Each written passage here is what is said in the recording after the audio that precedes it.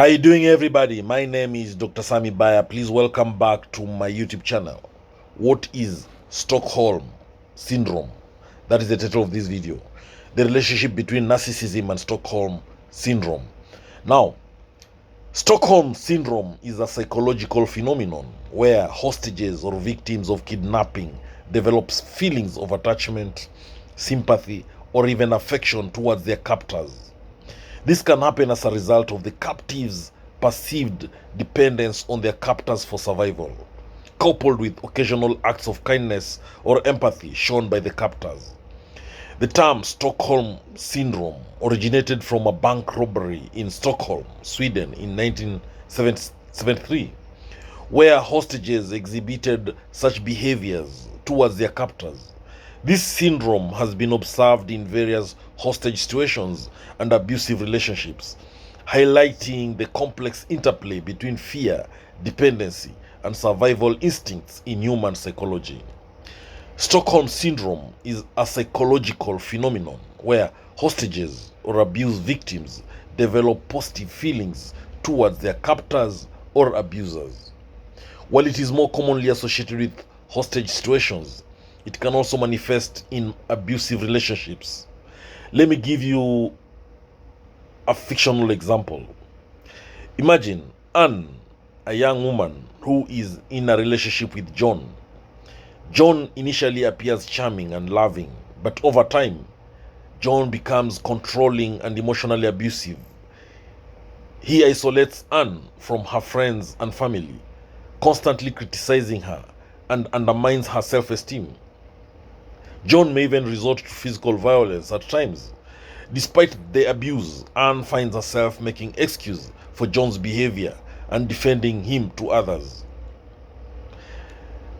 Now, Anne starts to believe that John is not really hurting her, but that he's doing it out of love or concern for her well-being. So, Anne becomes emotionally dependent on John, feeling like she can't live without John despite the harm he causes. Anne's feelings of loyalty and attachment to John, despite the abuse, illustrate the dynamics of Stockholm Syndrome in relationships. Over time, Anne may struggle to break free from the cycle of abuse and regain control of her life, as her feelings have become intertwined with John's abusive actions. Now, when you talk about Stockholm Syndrome, it is a psychological phenomenon in which hostages or victims of kidnapping develop positive feelings, empathy, or even affection towards their captors. The relationship between narcissism and Stockholm Syndrome is complex but can be understood in the context of power dynamics and psychological manipulation. Narcissism refers to a personality trait characterized by grandiosity, a constant need for admiration, and a lack of empathy for others. Narcissists often manipulate and exploit others to fulfill their own needs and desires, often without regard for the well-being of others. Stockholm Syndrome, on the other hand, is a psychological phenomenon where hostages or abuse victims develop positive feelings towards their captors or abusers. This can include empathy, sympathy, and even a desire to protect the abuser. So, the connection between narcissism and Stockholm Syndrome can occur in situations where a narcissist exerts power and control over another person, leading the victim to develop feelings of attachment and dependency. The victim may rationalize the narcissist's behavior, believing that they are not inherently harmful or that they deserve the abuse. So this can create a psychological bond where the victim feels loyal to the narcissist despite the harm they may be causing. So in some cases, narcissists may use manipulation tactics such as gaslighting, emotional abuse, and intermittent reinforcement to keep their victims psychologically dependent on them. This can contribute to the development of Stockholm Syndrome, as the victim may perceive the narcissist as their only source of validation or security. It is very important to note that not all victims of narcissistic abuse develop Stockholm Syndrome, and that the presence of Stockholm Syndrome does not necessarily imply that the abuser is a narcissist. However, the power dynamics and manipulation tactics commonly associated with narcissistic behavior can contribute to the development of Stockholm Syndrome in some cases or some situations. Now, when you talk about Stockholm Syndrome, what is the origin of this term? This term Stockholm Syndrome originated in 1973 after a bank robbery in Stockholm, Sweden. During the ordeal, hostages developed a psychological bond with their captors, even defending them after being released. So, what are the characteristics of Stockholm Syndrome? Victims of Stockholm Syndrome often exhibit several behaviors, including defending their captors, sympathizing with them, and forming emotional connections. They may perceive acts of kindness from their captors as a sign of care or love.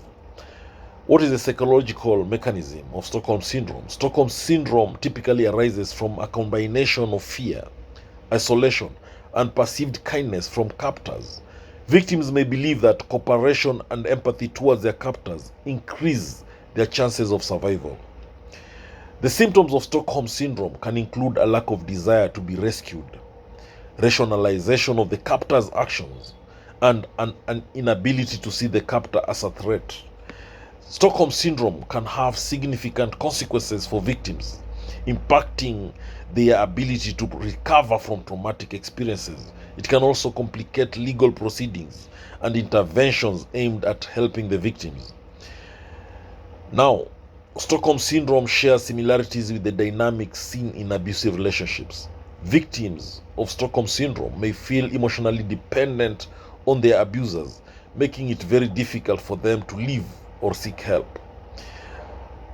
Now, to overcome Stockholm Syndrome, it requires therapy and support from mental health professionals. Therapy can help victims understand the dynamics of their situation, process their emotions, and develop healthy coping mechanisms. Stockholm Syndrome has been depicted in various forms of media, including movies, books, and television shows. These portrayals often explore the complex psychological dynamics between captors and their victims.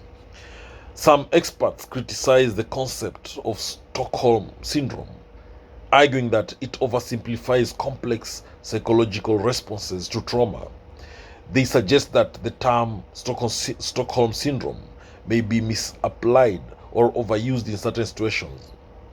While Stockholm Syndrome is well known, there is still a lot of research to be done to better understand its underlying mechanisms and how to effectively support individuals who experience it. Overall, Stockholm Syndrome illustrates the profound impact of psychological manipulation and trauma on individuals. It highlights the complexities of human behavior in extreme situations. Now, when you talk about Stockholm Syndrome and narcissists, as I've already said in this video, Stockholm Syndrome is defined as a psychological phenomenon where hostages develop positive feelings towards their captors.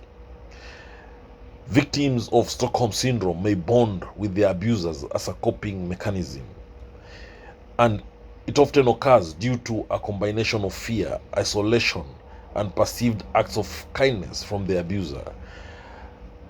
Narcissistic abusers, on the other hand, they manipulate and control others for their own gratification. Narcissists use various tactics such as gaslighting, love bombing, and intermittent reinforcement to control their victims. Narcissists tend to idealize their victims initially, followed by devaluing them and then demeaning them or discarding them. Narcissistic abuse typically follows a cycle of idealization, devaluation, discard, and hoovering. Now, gaslighting is a form of psychological manipulation that makes the victim doubt their own perception, memory, and sanity. And when we talk about isolation, narcissists will isolate their victims from friends and family to maintain control over them. Narcissists will also project their own negative traits onto their victims, making them feel responsible for their problems, for those problems in the relationship. And then narcissists lack empathy and they cannot genuinely connect with others' feelings and experiences. Narcissists believe they're special and deserving of special treatment at the expense of others. They can be very charming and charismatic, especially during the idealization phase of the relationship. Narcissists disregard others' boundaries and they often exploit them for their own gain. They engage in emotional abuse such as criticism, belittling, humiliation to maintain power and control. Narcissists control finances, they withhold money, or they use financial resources as a means of control. Victims of narcissistic abuse may experience symptoms similar to those of Stockholm Syndrome, including cognitive dissonance, emotional confusion, and loyalty conflicts. Victims of narcissistic abuse may become emotionally dependent on their abusers due to the trauma bonding and manipulation. Recovering from narcissistic abuse involves establishing healthy boundaries, seeking therapy, and rebuilding self-esteem and autonomy. Now, there is support from trusted friends, family, or support groups that can really help a lot to ensure that survivors of narcissistic abuse, make it, and that they heal from the trauma and that they break free from the cycle of narcissistic abuse. So, there you have it, Stockholm Syndrome and narcissism. Please drop your comments, share what you think about this video. What do you think I should talk about in the next video about Stockholm Syndrome? Let's discuss this video. Thank you. Please subscribe to my YouTube channel if you've not done so. Subscribe, and share this video widely to all those who may need it.